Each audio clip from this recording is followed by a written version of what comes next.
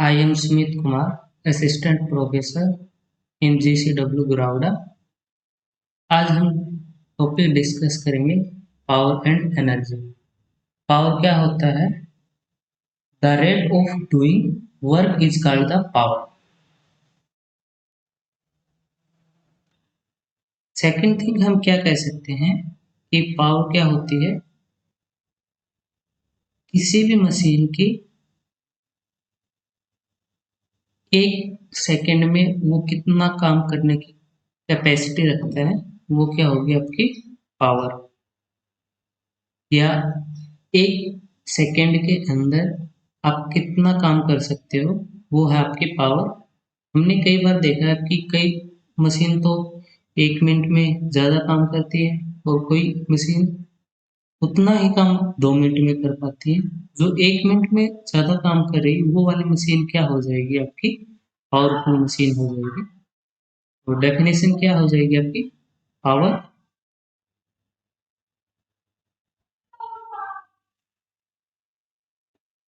The rate of doing work is called power। और क्या बोल सकते हैं आप? It is the amount of work that an agent is capable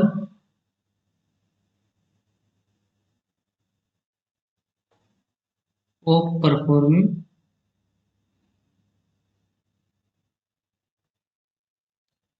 per unit time. अब बात आती है मेजरमेंट की। तो मेजरमेंट करोगे तो आपके पास, आपने अभी तक 3 सिस्टम पढ़े, एसआई सिस्टम या एमकेएस सिस्टम, सीजीएस सिस्टम और एफपीएस सिस्टम। एसआई सिस्टम के अंदर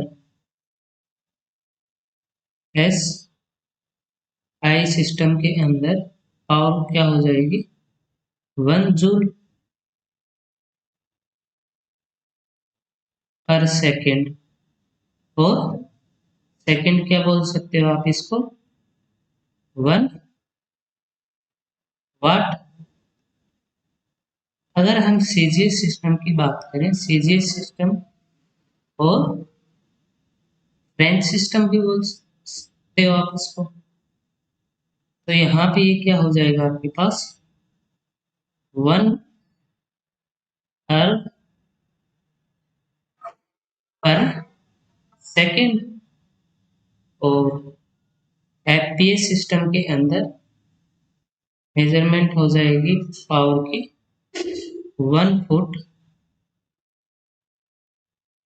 पाउंडल पर सेकेंड। ये तो आपकी मेजरमेंट होगी। अब एफपीएस सिस्टम के अंदर आप पावर ऑफ इंजन, अगर आपको इंजन की पावर मेजर करनी हो तो वो क्या हो जाएगी? In the FPS system of the power an engine is measured in horse power. Horse power. Secondly आप इसे शॉर्ट फॉर्म में बोल सकते हो एचपी। और 1 हॉर्स पावर आपकी इक्विवेलेंट होती है 550 एलबीएस के इक्वल। तो 1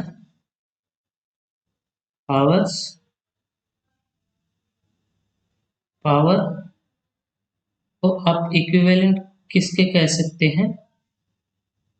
550 फुट एलबीएस।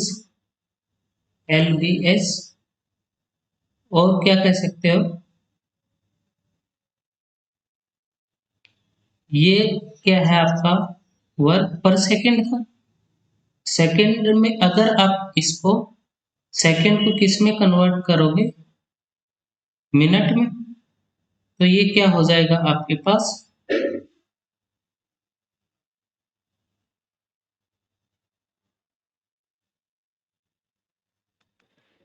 यहाँ पे क्या गिवन है आपके पास, 1 horse power is equivalent to 550 feet LBS of work per second. और क्या बोल सकते हो आप इसे, 33,000 foot LBS of work per minute. तो यहाँ पे आपके पास ये किसके इक्वल हो जाएगा, 330,000 foot LBS of work per minute. अब सेकंड थिंग क्या आती है आपके पास, एक रिलेशन भी हो सकता है आपका। रिलेशन क्या है आपके पास, 1 वाट। 1 वाट है आपका एमकेएस सिस्टम के अंदर या एसआई सिस्टम के अंदर, वो किसके इक्वल होगा, 1 जूल पर सेकेंड। ये दोनों ही मेजरमेंट क्या है आपके एसआई सिस्टम के। लेकिन अगर आप इसे सीजीएस सिस्टम में लिखना चाहते हैं तो ये हो जाएगा आपका 10⁻⁷ हर्ट्ज पर सेकेंड। अगर आप इसे क्या लिखना चाहते हो, एफपीएस सिस्टम में जो इंजन का मेजरमेंट है वो एचपी में करते हैं, तो 1 एचपी किसके इक्वल होता है आपका, 746 वाट्स अप्रोक्सीमेटली होता है। वर्क हम क्या करेंगे अब, जो आपकी पावर है उसको सेकंड वे से लिख के देखेंगे। वन वे और भी है पावर को लिखने का आपका, वो क्या है, अगर आप वर्क की बात करें, वर्क क्या होता है आपका, फोर्स इनटू डिस्प्लेसमेंट। अब अगर हम पावर की डेफिनेशन देखें, पावर की डेफिनेशन क्या है, the rate of doing work is called power. तो यहाँ पे वर्क को मैं W कंसीडर कर रहा हूँ, तो D W by D T क्या हो जाएगा आपके पास, एफ क्या है आपके पास कांस्टेंट, तो F D S by D T. अब D S by D T आपका क्या रिप्रेजेंट कर रहा है, वेलोसिटी को, वेलोसिटी। इस केस में आप क्या लिख सकते हो, पावर को D W by D T क्या हो जाएगा, पावर, पावर को पी से डिनोट कर रहा हूं, तो power equal to F, velocity क्या है v, D S by D T V के इक्वल। तो यहाँ पे आप पावर को इस वे से भी रिप्रेजेंट कर सकते हैं। अब हम टॉपिक डिस्कस करेंगे एनर्जी।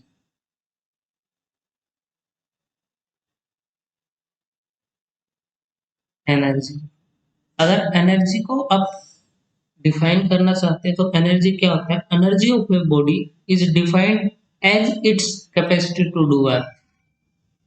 तो एनर्जी है कोई काम करने के लिए आपकी कितनी कैपेसिटी है, वो कैपेसिटी क्या होती है आपकी, एनर्जी। अगर आप एक दिन में क्या कर सकते हो, 10 घंटे पढ़ सकते हो, तो वो क्या है आपकी पढ़ने की 10 घंटे एनर्जी। इसी तरह से हो सकता है कि आप खेल रहे हो, दिन में 1 घंटे से ज्यादा नहीं खेल पाओ, तो 1 घंटे खेलते हो तो वो क्या है, 1 घंटे आपका एनर्जी। डेफिनेशन एक्चुअली क्या हो जाएगी, energy of a body is defined as its capacity to do work। किसी काम को करने की आपकी बॉडी की कितनी कैपेसिटी है, वो आपकी वर्क होती है। एनर्जी, वो आपकी एनर्जी होती है। अब बात आती है एनर्जी कितने टाइप की हो सकती है। एनर्जी को हम टोटल पार्ट में डिवाइड कर सकते हो। फर्स्ट क्या है आपकी kinetic energy,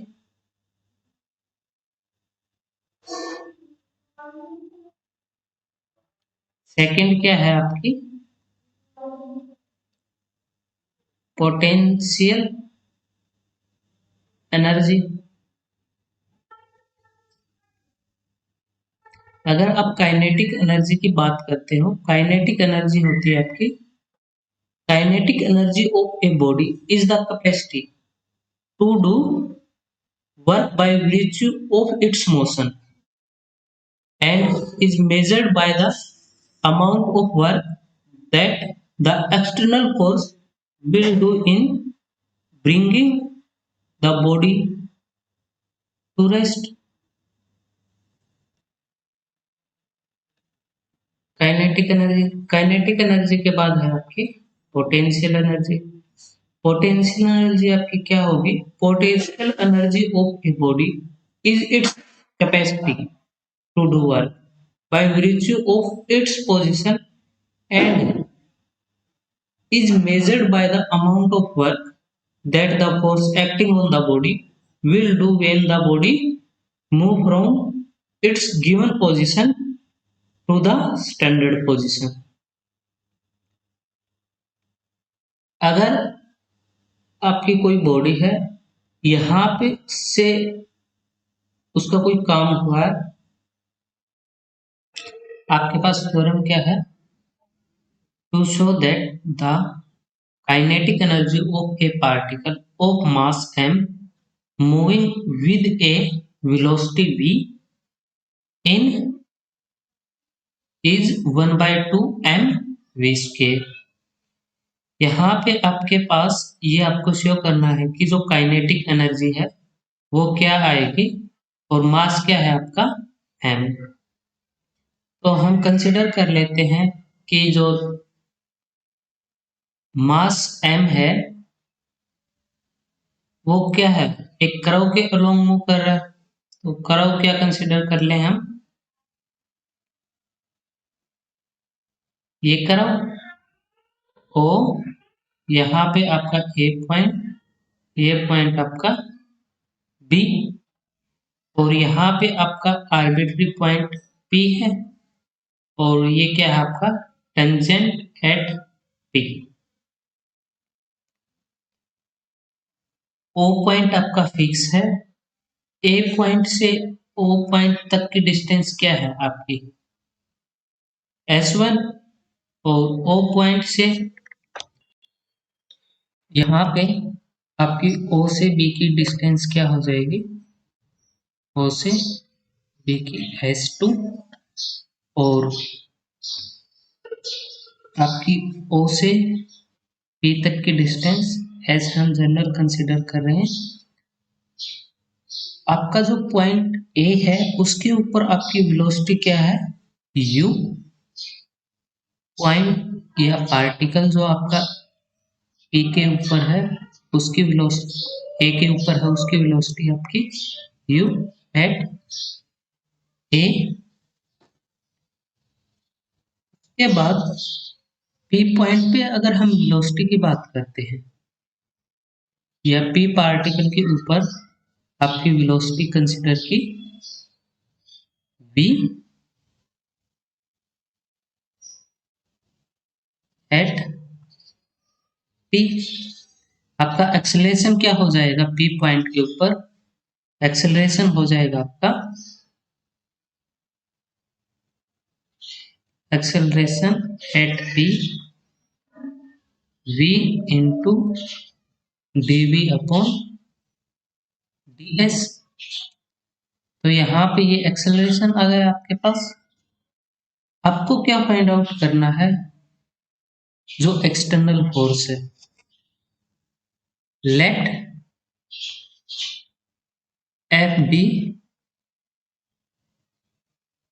the external force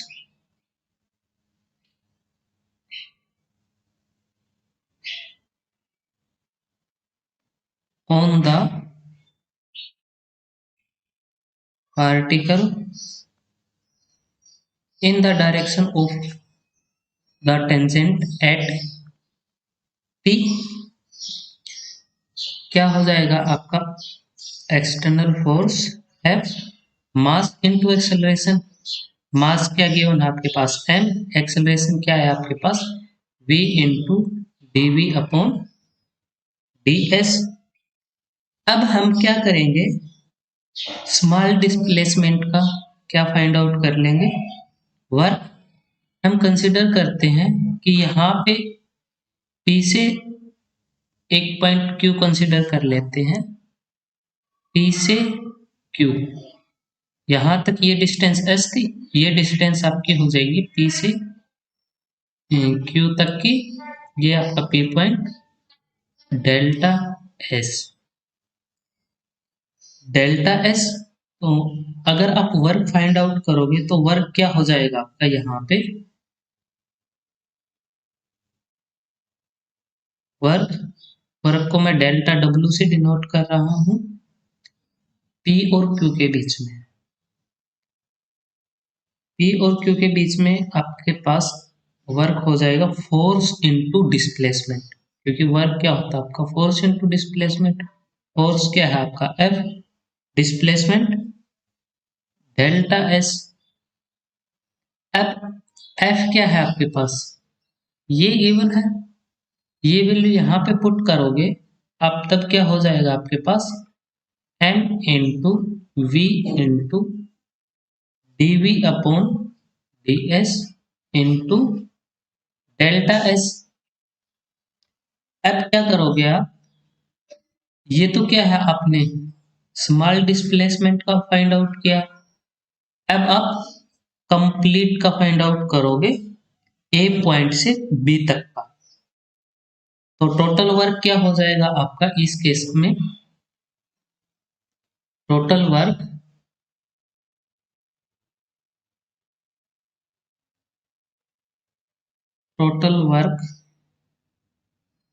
from A to B,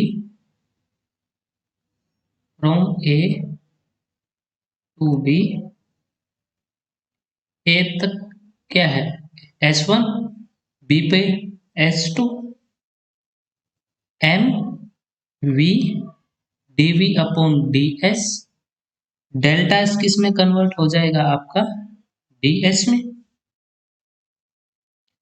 मास क्या है आपके पास कांस्टेंट, तो यहाँ पे S1 S2, मास आपका outside V D V, D S से डी एस क्या हो जाएगा आपका कैंसिल, तो टोटल वर्क क्या आ गया आपका ये। अब आप स्टार्टिंग में देखोगे तो आर्टिकल में आपके पास क्या गिवन था कि जो वेलोसिटी है वो इनिशियली तो क्या है आपकी v है, एंड फाइनल वेलोसिटी क्या है आपकी 0।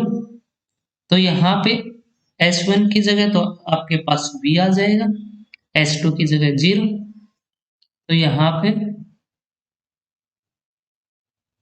आपके पास f v to 0, v dv equal to m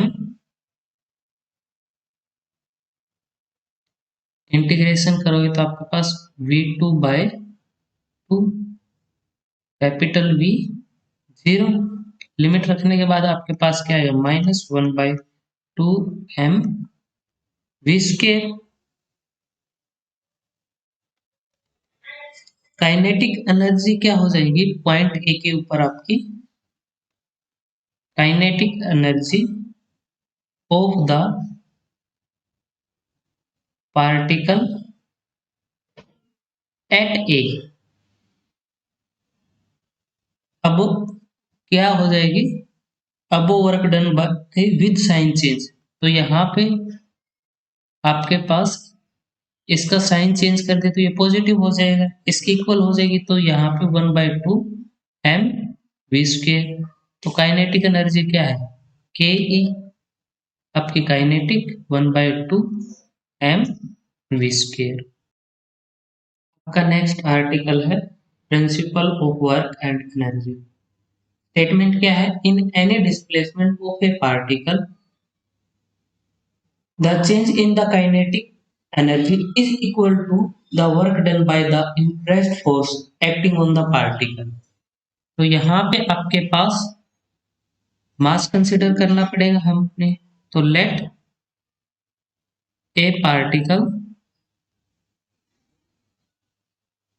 of mass M moving along a curve और ए स्ट्रेट लाइन, क्योंकि यहाँ पे आपके पास स्पेसिफिक गिवन नहीं है, एक स्ट्रेट लाइन के अलोंग मूव करेगा या कर्व के अलोंग, तो हम दोनों ही केस कंसिडर करके चल पड़ते हैं कि आपका कर्व भी हो सकता है, स्ट्रेट लाइन भी हो सकती है। अगर कर्व होगा तो हमने कंसिडर कर लिया कि ओ ए बी क्या है आपके पास कर्व, तो ओ ए फाइनल पॉइंट आपका बी। पी क्या हो, हम एक आर्बिट्री पॉइंट कंसिडर कर लेते हैं, क्योंकि ए बी तो आपकी फिक्स है। आर्बिट्री पॉइंट हम क्या कंसिडर कर लेते हैं, let P be any point on the curve at time T. तो यहाँ पे टी टाइम पे हमने पी पॉइंट कंसिडर किया। अब हम क्या करेंगे कि यहाँ पे पी पॉइंट के ऊपर टेंजेंट ड्रॉ करेंगे, पी पॉइंट के ऊपर टेंजेंट ड्रॉ करेंगे, तो ये क्या आ गया आपका टेंजेंट पी पॉइंट के ऊपर। अब पी पॉइंट पे क्या है आपका एक्सटर्नल फोर्स लग रहा है, तो एक्सटर्नल फोर्स आपका ये, अब एक्सटर्नल फोर्स और टेंजेंट के बीच एंगल क्या है आपका थीटा, और जो एक्सटर्नल फोर्स है वो क्या है आपके पास, एंड एक्सटर्नल फोर्स एफ, और वो किस वे से अप्लाई हो रहा है एक्सटर्नल फोर्स, वो टेंजेंट पी पॉइंट पे टेंजेंट और एक्सटर्नल फोर्स के बीच एंगल बन रहा है आपका थीटा। तो इस केस में मोशन क्या हो जाएगा अलोंग द टेंजेंट, आपका मास इनटू एक्सेलरेशन, एक्सेलरेशन क्या होगा v into dv upon ds। v क्या कंसिडर करेंगे हम, क्योंकि यहाँ पे v हुआ है, तो v क्या है आपके पास वेलोसिटी है p पॉइंट के ऊपर, और वो किसका इक्वल होगा आपका फोर्स इनटू cos थीटा। ये क्या है आपका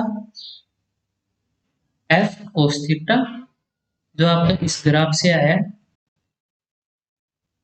नेक्स्ट स्टेप में आप क्या लिख सकते हो, ds क्या है आपके पास लेफ्ट साइड में अपॉन में मल्टीप्लाई कर दो राइट साइड में, mv dv equal to f cos theta ds। अब आप मेजरमेंट कर लोगे तो O से मेजरमेंट स्टार्ट करोगे, O से A की डिस्टेंस S1 है और O से B की डिस्टेंस आपकी S2 है, O से P की डिस्टेंस है आपकी S।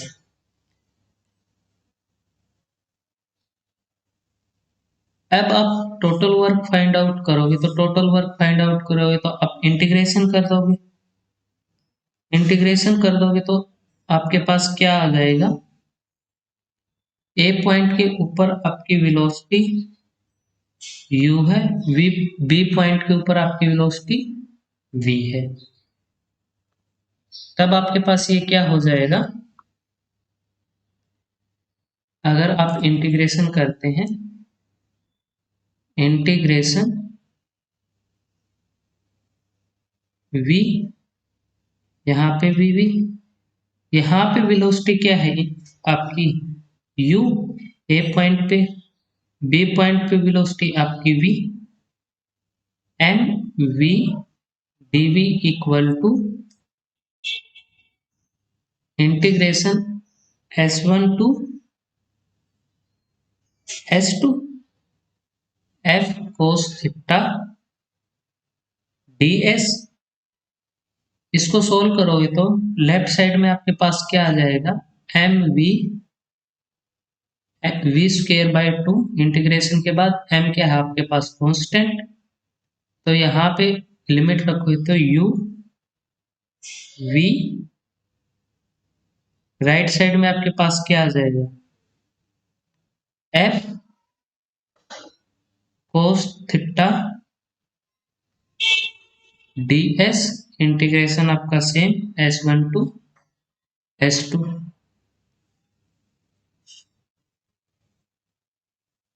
यहाँ पे ये क्या आ गया आपके पास, m/2 आपके पास common, v square minus u square, ये किसके इक्वल हो गया आपका, ये वाला पार्ट, इसको आप क्या बोल सकते हो, work done by the external force acting on the particle is moving from A to B.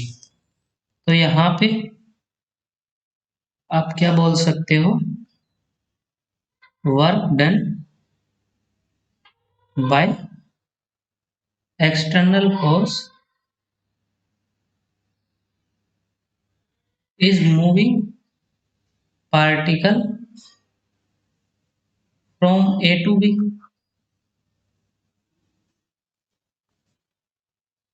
यही आपको शो करना था कि जो काइनेटिक एनर्जी में जो चेंज है वो किसके इक्वल हो, आपका work done by external force from A to B.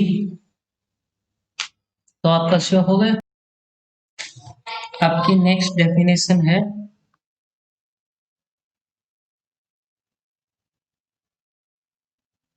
impulse of a constant force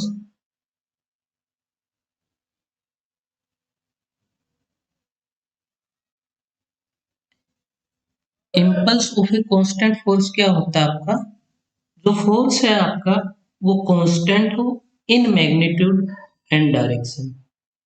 अगर फोर्स आपका मैग्नीट्यूड और डायरेक्शन में कांस्टेंट है, उस time product of force and time during which it acts, उन दोनों की प्रोडक्ट क्या होगी आपके पास, इम्पल्स।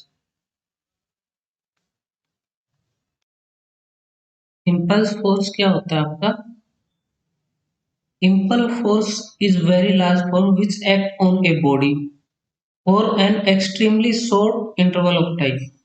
एक शॉर्ट टाइम इंटरवल के बीच आपका जो एक्सटर्नल लेवल पे जो फोर्स लगता है एक्सट्रीम, वो क्या होता है आपका इम्पल्स फोर्स। आज की हमारी प्रॉब्लम शीट है, क्वेश्चन 1 है, a stone weighing 3 kilometer has fallen through 10 meter. What is the kinetic energy now and what force will stop it in 2 meters? Second question है, a mass of 10 lbs falls 100 feet and is brought to rest by penetrating 1 foot into sand. Find the resistance of the sand. Third question है, what is the kinetic energy of a ball weighing 4 lbs when moving with a velocity of 20 feet per second? Fourth question है, A particle of mass m falls from rest at a height h above the ground. Show that the sum of the kinetic energy and potential energy is constant